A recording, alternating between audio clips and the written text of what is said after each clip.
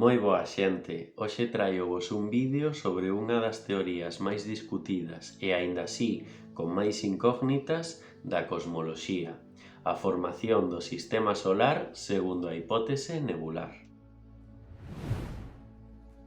A hipótese nebular atribúeselle na súa orixe ao filósofo francés René Descartes, se ben sería desenvolvida un século máis tarde por Immanuel Kant e formulada con moito máis detalle polo matemático Pierre-Simon Laplace.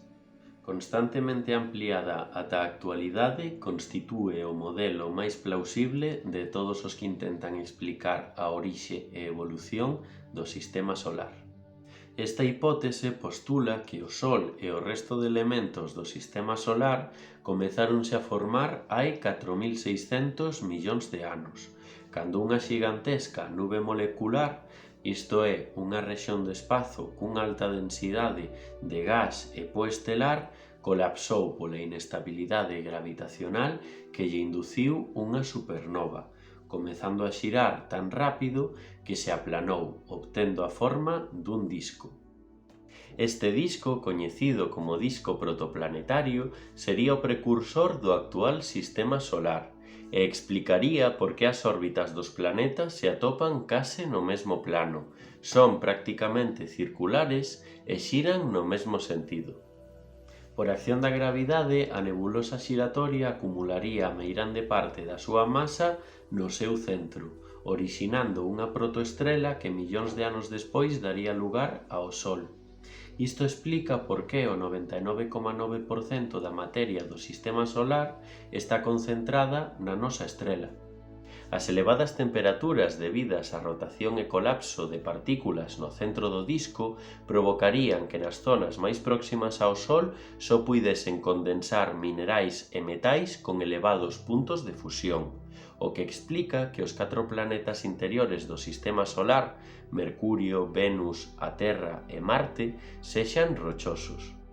Pola contra, nas zonas máis afastadas e, polo tanto, máis frías, pódense condensar gases como o amoníaco, metano ou dióxido de carbono, xerando os planetas gasosos, Xúpiter, Saturno, Urano e Neptuno.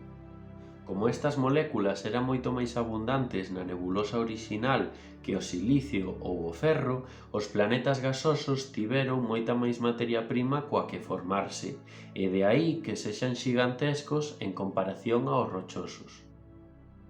En ambos os dous casos, a formación dos planetas produciríase pola acumulación de po e gas que ía chocando e pegándose, aumentando a súa masa e atraendo deste xeito máis material do disco, ata que finalmente converxería nun planeta. Falando de planetas gasosos, segundo a teoría nebular, Xúpiter tamén tería un importante papel no moldeado final do sistema solar, xa que coa súa inmensa atracción gravitatoria aceleraría materiais próximos, xerando colisións que darían lugar ao que agora coñecemos como cinto de asteroides, situado entre Marte e Xúpiter.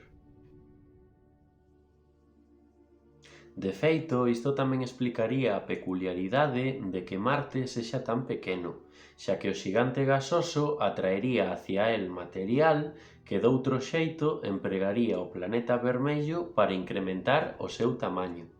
Para finalizar, é importante destacar que a hipótese nebular é só iso, unha hipótese, e que aínda hai moitas incógnitas que non sabemos explicar con ela. Por exemplo, non está de todo claro o proceso polo cal partículas son capaces de aglomerarse en obxetos de tamaño planetario, ou como chegou auga á Terra, o único planeta que coñecemos onde existe en estado líquido. Mais só é cuestión de tempo que o descubramos, xa que ao fin e ao cabo as misións espaciais apenas teñen unhas décadas. Ata aquí o vídeo, agardo que vos gustase, pero sobre todo que vos sembrase moitas dúbidas, xa que é así como comeza toda boa ciencia. Unha aperta e bos ceos.